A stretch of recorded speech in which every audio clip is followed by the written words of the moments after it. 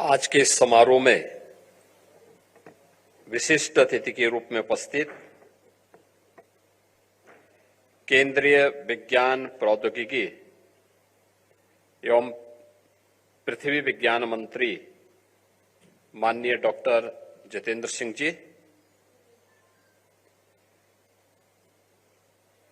महानिदेशक भारतीय मौसम विज्ञान विभाग एवं विश्व मौसम संगठन के तृतीय उपाध्यक्ष डॉक्टर मृत्युंजय महापात्र जी,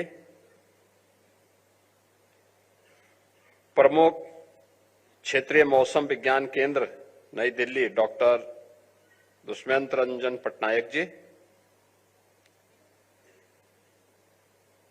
लखनऊ मौसम केंद्र के प्रमुख डॉक्टर मनीष रमेश राणालंकर जी, आज के इस समारोह में उपस्थित आईएमडी से जुड़े हुए सभी अधिकारीगण, केंद्र और राज्य शासन से जुड़े हुए सभी अन्य विभागों के यहाँ पे वरिष्ठ अधिकारीगण, अन्य स्टेक होल्डर्स और उपस्थित बहनों और भाइयों,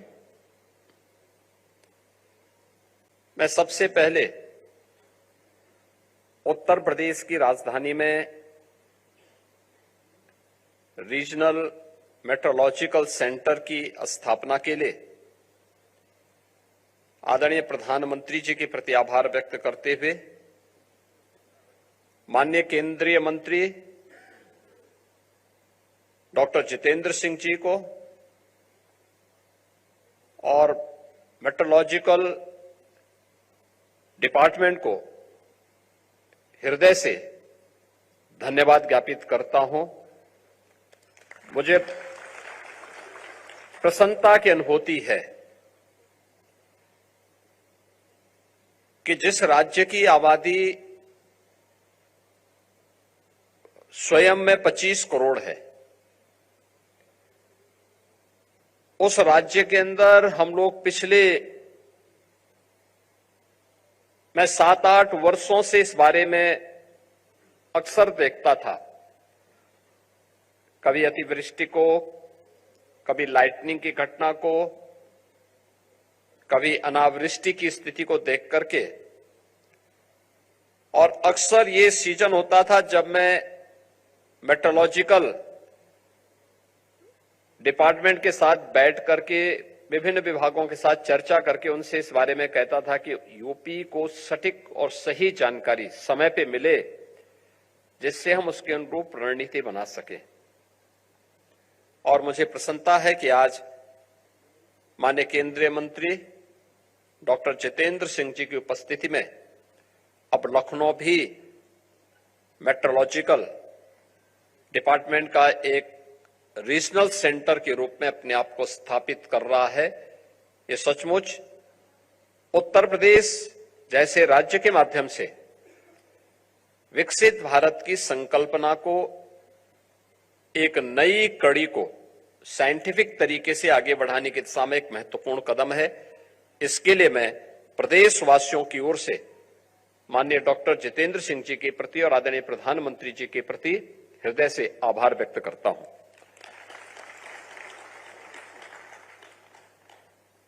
मित्रों, हम सब जानते हैं इस बारे में कि प्राचीन काल से ही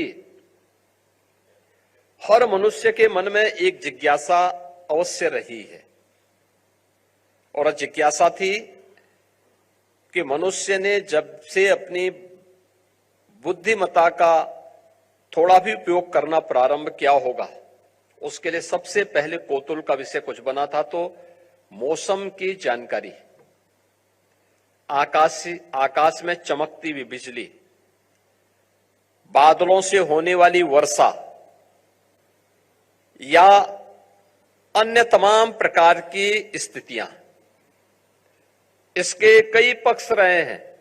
आप देखेंगे एक पक्ष था जो ऋषि मुनियों ने समय के अनुरूप, उसके अनुरूप स्थानीय परिस्थितियों को ध्यान में रखते हुए पंचांग का निर्माण किया। आज भी आप देखते होंगे पंचांग की सटीक गणना ग्रह और नक्षत्रों को ध्यान में रख करके की गई गणना मौसम की सटीक जानकारी का भी एक आधार बनता था।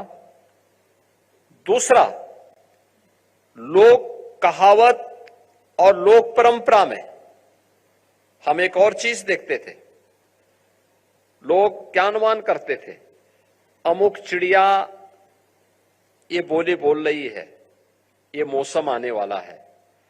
इस प्रकार के जानवर के द्वारा इस प्रकार की चीजें सामने आ रही हैं, उसके यानी उसके बिहेवियर में परिवर्तन उस मौसम की पूर्व जानकारी देने का भी एक माध्यम बनता था और उसको विभिन्न प्रकार की लोकोक्तियों में, मुहावरों में, लोक गाथाओं में लोगों ने उसे तमाम प्रकार के उसका वर्णन करने का काम भी किया।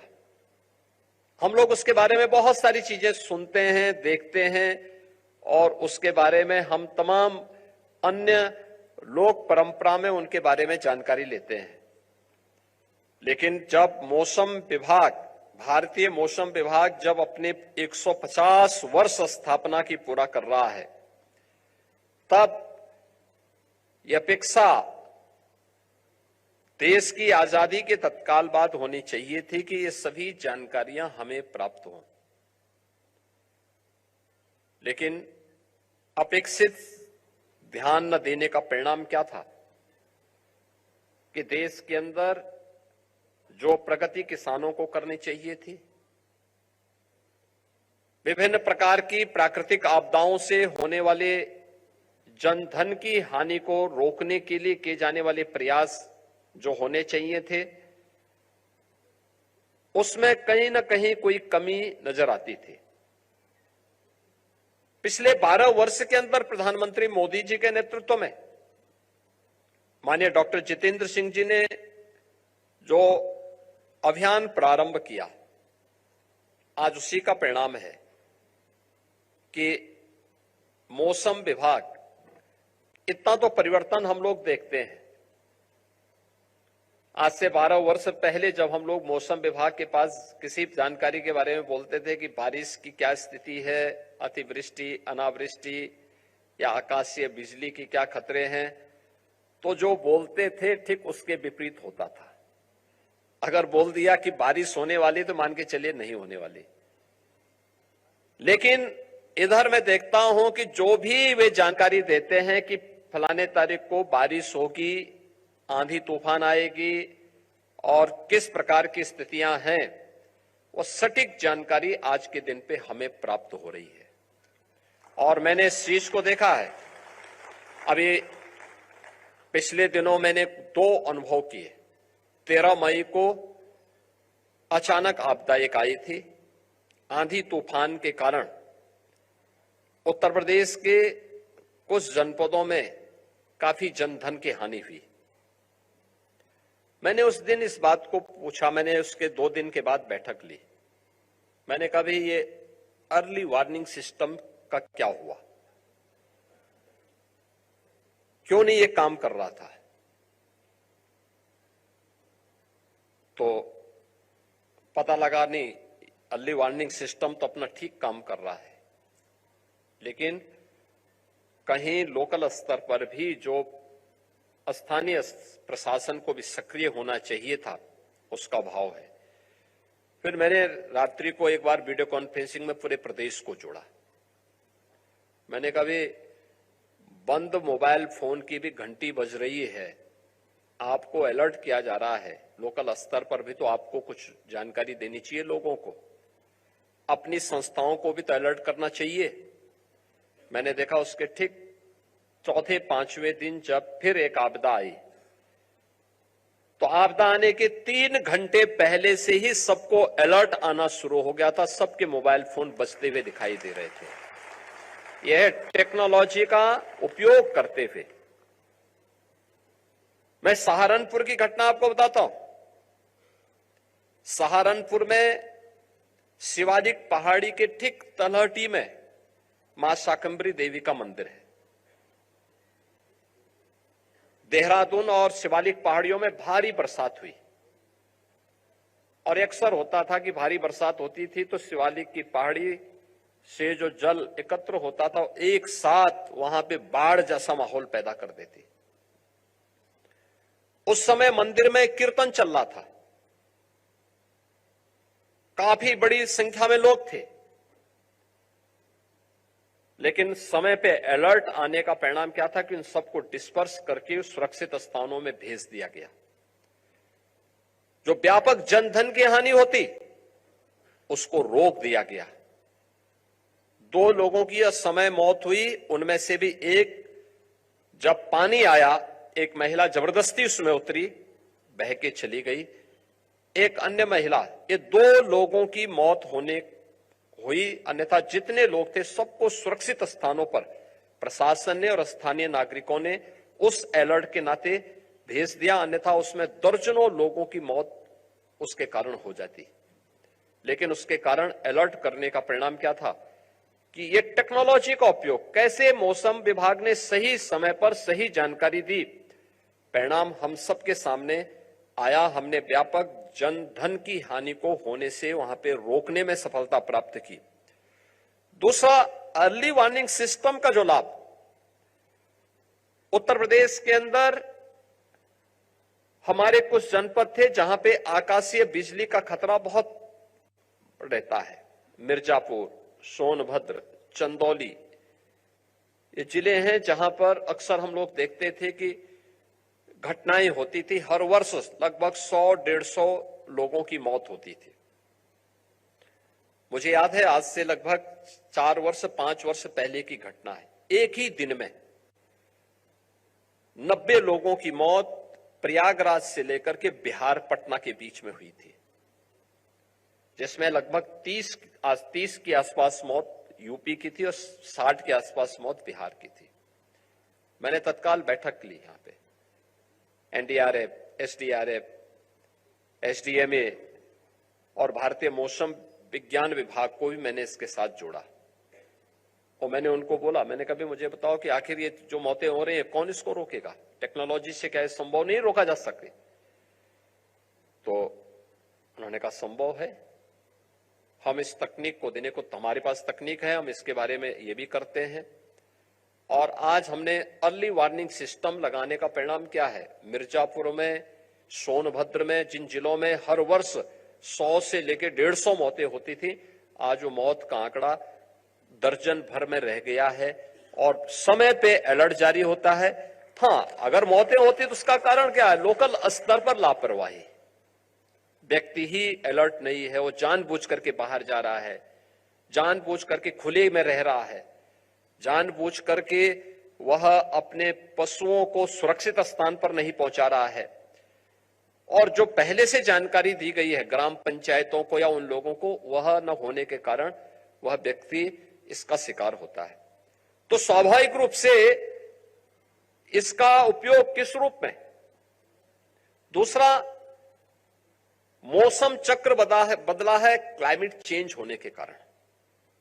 आपने देखा होगा लगभग 1 महीने का अंतर आया है पूरे मौसम चक्र में।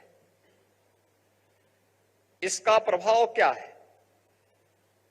प्रभाव खाद्यान्न का एक संकट अगर इसी प्रकार से रहा तो एक समय खाद्यान्न का भीषण संकट खड़ा हो सकता है देश के सामने, दुनिया के सामने। हमने प्रकृति का दोहन अपने स्वयं के स्वार्थ के लिए किया है। प्रकृति के साथ जो व्यवहार हम सबका होना चाहिए था कि माता भूमि पुत्रोहम पृथिव्या का, उससे हम विमुख हुए तो प्रकृति हमसे विमुख होती भी दिखाई देती है। और मुझे लगता है कि जो हमारे संस्कार थे उन संस्कारों को हम पुनर्जीवित कर लें, धरती माता के प्रति अपने कर्तव्यों का निर्वहन कर लें, तो इसको सुधारने में मदद मिल सकती है। लेकिन कम से कम आज के दिन पे मौसम विभाग की जानकारी समय पे हमें मिलने का परिणाम क्या है? हम अन्नदाता किसान को होने वाली क्षति को और उसके कारण अर्थव्यवस्था को पहुंचने वाली क्षति और खाद्यान्न के संकट को काफी हद तक बचाने में सफल हो सकते हैं। और यह भी मुझे लगता है कि हमारे लिए और आसान हो जाएगा जब यहां पे जब रीजनल सेंटर यहां पे मेट्रोलॉजी का प्रारंभ होगा तो उसका एक बड़ा लाभ उत्तर प्रदेश जैसे राज्य में होगा। उत्तर प्रदेश राज्य को मैं इसलिए भी महत्वपूर्ण मानता हूं, देश की सबसे बड़ी आबादी का राज्य है। देश के अंदर उत्तर प्रदेश राज्य की भूमिका है, सबसे उपजाऊ भूमि है, सबसे अच्छा जल संसाधन है। देश की आबादी का हर 16वां यानी 100 में से 17वां व्यक्ति यूपी के अंदर रह रहा है, लेकिन मात्र कृषि योग्य भूमि हमारे पास 11% है और 11% भूमि में यूपी 21% देश का खाद्यान्न उत्पादन करता है। अगर समय पे हमें मौसम की जानकारी नहीं मिलेगी, वर्षा की जानकारी नहीं मिलेगी, अतिवृष्टि, अनावृष्टि, ओलावृष्टि इनकी जानकारी नहीं मिलेगी, तो स्वाभाविक रूप से हम अपने अन्नदाता किसानों के साथ न्याय नहीं कर पाएंगे, हम उनको सटीक जानकारी नहीं दे पाएंगे। और सटीक जानकारी देने के लिए आवश्यक है कि मौसम की वह जानकारी ससमय हमें प्राप्त हो सके। इसकी दिशा में किए जाने वाला प्रयास एक महत्वपूर्ण प्रयास है।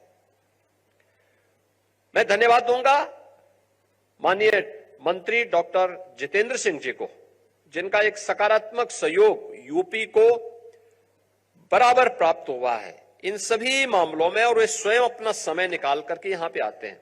आज भी वो जम्मू कश्मीर में, कल वे डोडा में थे और आज वहां से चल करके सीधे लखनऊ में इस कार्यक्रम में भाग लेकर के फिर उनको वापस जम्मू कश्मीर जाना है। यानी हिमालय से वे सीधे यहां पर आए हैं, जहां पर विंध्याचल और शिवालिक पहाड़ियों के बीच में हम लोग यूपी के अंदर रह रहे हैं, और यहां पे रह करके फिर उनको वापस हिमालय की तरफ वहां जाना है, अपने संसदीय क्षेत्र में जम्मू कश्मीर के विकास के लिए, देश की योजनाओं को जमीनी धरातल पर उतारने के लिए। और यूपी के अंदर उनका लगातार इन सभी कार्यों के लिए सहयोग मिलता है। और मैं उनसे इस बारे में जरूर अपील करूंगा कि मौसम की जानकारी हमें हमारे अन्नदाता किसानों की आमदनी को बढ़ाने के लिए, आकाशीय बिजली या अतिवृष्टि, अनावृष्टि या ओलावृष्टि के कारण होने वाली जनधन की हानि को रोकने के लिए, और उत्तर प्रदेश जैसे राज्य की दृष्टि से जो इसके अत्यंत महत्वपूर्ण परिणाम हो सकते हैं, उस दृष्टि से हमें बहुत आवश्यक है कि ये जानकारी हमें प्राप्त हो। मैंने इस बारे में इसरो से भी एक बारे में अनुरोध किया था कि राज्य सरकार चाहता है कि हमारे पास अपना एक सैटेलाइट हो जो मौसम की सटीक जानकारी हमें उपलब्ध करा सके, क्योंकि मैं देखता हूं कि लाइटनिंग के कारण जो मौतें होती हैं, राज्य सरकार अपने स्तर पर और आपदा राहत कोष से भी धनराशि उन पीड़ित प्रभावित परिवारों को देता है।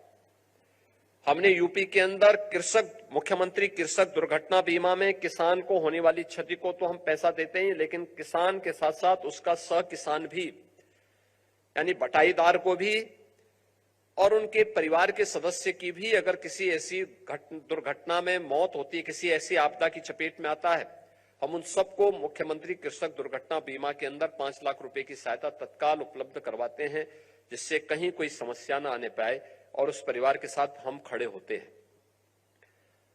मेरा मानना है कि यहां पे बाढ़ भी आती है, हिमालय से आने वाली नदियों में बार बार बाढ़ आती है, और बाढ़ का क्रम भी ऐसे होता है कि एक बार यमुना बेसिन में आता है, एक बार गंगा बेसिन में आता है, एक बार फिर सरयू जी में आती है, फिर वही राप्ती नदी में, फिर गंडक नदी में, ये लगातार बाढ़ आती है। अलग अलग समय में इन बाढ़ के कारण भी व्यापक जनधन की हानि होती है। हम लोगों ने इसके लिए तमाम प्रयास भी किए हैं, लेकिन इन सब के लिए आवश्यक है कि यूपी के अंदर मौसम की सटीक जानकारी देने के लिए डॉपलर स्थापित हो रहे हैं, ये हमें जानकारी देते हैं, लेकिन अगर कोई सैटेलाइट यूपी स्पेसिफिक हो यूपी गवर्नमेंट उसमें मदद करने को तैयार है, जो यूपी को सही समय पर सही जानकारी दे सके और इन सब की जानकारी के लिए केंद्र यूपी के अंदर बन सके। यूपी गवर्नमेंट भी उसके साथ सहयोग करने को तैयार है और हर प्रकार का सहयोग भी करेगी। साथ साथ उसमें सपोर्ट करने के साथ साथ हमें मौसम के बारे में सही जानकारी समय पे मिले। भारतीय मौसम विज्ञान विभाग बहुत अच्छा काम कर रहा है और हमें समय पे जानकारी वर्तमान में देता है। मैं जो भी बैठक बुलाता हूं, क्योंकि इधर हमारी बैठकों का क्रम लगातार चलता है इस सीजन के लिए, तो उसमें मैं देखता हूं सही जानकारी वे लोग देते हैं और उसका सही लाभ यूपी को मिलता है। मैंने आपके सामने कुछ उदाहरण प्रस्तुत भी किए कि कैसे हम उससे लाभान्वित होते हैं। एक तो इन चीजों को आगे बढ़ाने के लिए, दूसरा हम लोगों ने यूपी के अंदर बहुत सारी ऐसी चीजें यहां पे प्रयास की हैं जिनको हम तेजी के साथ आगे बढ़ाने का काम कर सकते हैं। जैसे प्रदेश में हम लोगों ने 450 ऑटोमेटिक वेदर स्टेशन और ब्लॉक स्तर पर भी 2000 ऑटोमेटिक रेन गेज स्थापित हम लोगों ने अब तक यूपी के अंदर हुए हैं, जिसके माध्यम से हम वर्षा की सही जानकारी, वर्षा कितनी हुई है इसके बारे में जानकारी, इसके बारे में अन्नदाता किसानों को भी इसके बारे में हम लोग जानकारी देते हैं। और ये उपकरण हमें वर्षा के बारे में, वहां के टेम्परेचर के बारे में, वहां की ह्यूमिडिटी के बारे में, वायु की गति और दिशा की रियल टाइम डाटा भी कलेक्ट करके और उसको स्टडी करने में भी हमें ये काफी हद तक ये हमें मदद करते हैं। इसके साथ ही जो हमारे आजमगढ़, वाराणसी, अलीगढ़, झांसी, लखनऊ, इन जनपदों में X band Doppler weather radar विभिन्न चरणों में जो स्थापित किए जा रहे हैं, ये भी हमें जो रडार हैं आंधी, तूफान, भारी वर्षा, ओलावृष्टि, इन सब की निगरानी करने में ये हमें उत्तर प्रदेश में मदद करेंगे। प्रदेश में लाइटनिंग के यानी आकाशीय बिजली के डिटेक्शन सेंसर लगाए गए हैं और मैंने आपको पहले बताया है कि इसके कारण हमें काफी लाभ प्राप्त होता है। भारत सरकार के भी Sachet platform, cell broadcast, SMS alert भी हमें जो है बड़ी संख्या में मिलते हैं, जो मैंने आपको बताया भी कि अभी पिछले दिनों कैसे ये एसएमएस हमें समय पे प्राप्त हुए। उसके बाद मोबाइल फोन में वहां पर लोगों को इसके बारे में सचेत करने में कैसे सहायता मिली और कैसे बड़ी संख्या में हमने सहारनपुर और अन्य जनपदों में जन धन की हानि को रोकने में उसके कारण हमें मदद मिली है। और मैं यही चाहता हूं कि ये सारी चीजें अगर आगे बढ़ती हैं, उत्तर प्रदेश जैसे राज्य को अपने कार्यक्रमों को और अन्नदाता किसानों को उनके जीवन में व्यापक परिवर्तन करने में काफी सुविधा होगी। और मेरा मानना है कि यूपी के अंदर एग्रीकल्चर के क्षेत्र में जो संभावना है, हॉर्टिकल्चर के क्षेत्र में जो संभावना है, वेजिटेबल उत्पादन के लिए जो संभावना है, अभी हम लोग 11% कृषि लैंड में, और एक कृषि लैंड जो हमारे पास है इसमें से 86% कृषि लैंड हमारी ऐसी है जो सिंचित है। 3-3 फसल हमारा अन्नदाता किसान लेता है। इसमें समय पे अगर हम जानकारी दे देंगे तो इसी कृषि भूमि में जिसमें हम आज देश के लिए 21% खाद्यान्न उत्पादन करते हैं, इसी में मेरा मानना है कि हम इसमें 35 से 36% खाद्यान्न उत्पादन करने की सामर्थ्य अकेले यूपी रखता है। इतनी फर्टाइल लैंड और इतना अच्छा जल संसाधन हमारे पास मौजूद है। केवल टेक्नोलॉजी के साथ जोड़ करके इसको समयबद्ध तरीके से हम आगे बढ़ा लें और उसमें मौसम विभाग की बहुत बड़ी भूमिका होती है। मैं आज के इस अवसर पर लखनऊ को एक रीजनल सेंटर के रूप में स्थापित करने के लिए आपको मैं हृदय से धन्यवाद देता हूं, आदरणीय प्रधानमंत्री जी के प्रति आभार व्यक्त करता हूं और मौसम विभाग के जो भी हमारे अधिकारीगण हैं, यहाँ उनके डीजी आए हैं, यहाँ उनसे जुड़े हुए जो भी दिल्ली से जुड़े हुए हमारे क्षेत्रीय प्रमुख हैं, अन्य साइंटिस्ट हैं, इन सभी का मैं एक बार फिर से हृदय से धन्यवाद ज्ञापित करते हुए इस बात के लिए आश्वस्त करता हूं कि अच्छी टेक्नोलॉजी लाने के लिए, क्वांटम कंप्यूटिंग का हो या यूपी के अंदर किसी भी प्रकार की अन्य तकनीक को लाने के लिए या मौसम विभाग के द्वारा जो भी अन्य कार्यक्रम यूपी के अंदर लागू होंगे उसके लिए जिस भी प्रकार के सहयोग की आवश्यकता पड़ेगी, राज्य सरकार इसके लिए पूरी मदद करने को तैयार है, आपके साथ कदम से कदम मिलाकर के चलने को तैयार है। मैं एक बार फिर से माननीय डॉक्टर जितेंद्र सिंह जी का और उनकी पूरी टीम का हृदय से स्वागत करते हुए अपनी वाणी को विराम देता हूं। धन्यवाद। जय हिंद। बहुत बहुत धन्यवाद माननीय मुख्यमंत्री महोदय, हम सभी का मार्ग प्रशस्त करने के लिए। और आइए अब अपने अतिथियों का स्मृति चिन्ह भेंट कर उनका सम्मान। पर सुना आपने प्रदेश के मुख्यमंत्री योगी आदित्यनाथ को, सीएम योगी आदित्यनाथ का बयान आया सामने। पहले मौसम विभाग के अनुमान गलत होते थे, लेकिन अब सभी अनुमान सटीक साबित होते हैं। सीएम ने कहा है अपने संबोधन में, ये बड़ी बात कही। जब कहा जाता था कि बारिश होगी तब नहीं होती थी, लेकिन अब जो प्रेडिक्शंस यहाँ पर आईएमडी करती है वो सभी सही साबित होते हैं। ये बड़ी खबर इस वक्त आपको बता रहे हैं। प्रदेश के मुख्यमंत्री योगी आदित्यनाथ को सुना आपने, इसी से जुड़ी बड़ी खबर आपको दिखा रहे हैं टीवी स्क्रीन पे। ये डिटेल्स टीवी स्क्रीन पर आपके सामने। कहा योगी आदित्यनाथ ने कि पहले मौसम विभाग के अनुमान गलत होते थे, अब सभी अनुमान सटीक साबित होते हैं। और जब कहा जाता था कि बारिश होगी तब नहीं होती थी, लेकिन अब मौसम विभाग इस तरह की गलती नहीं करता। 3 घंटे पहले ही फोन पर अलर्ट आ जाता है।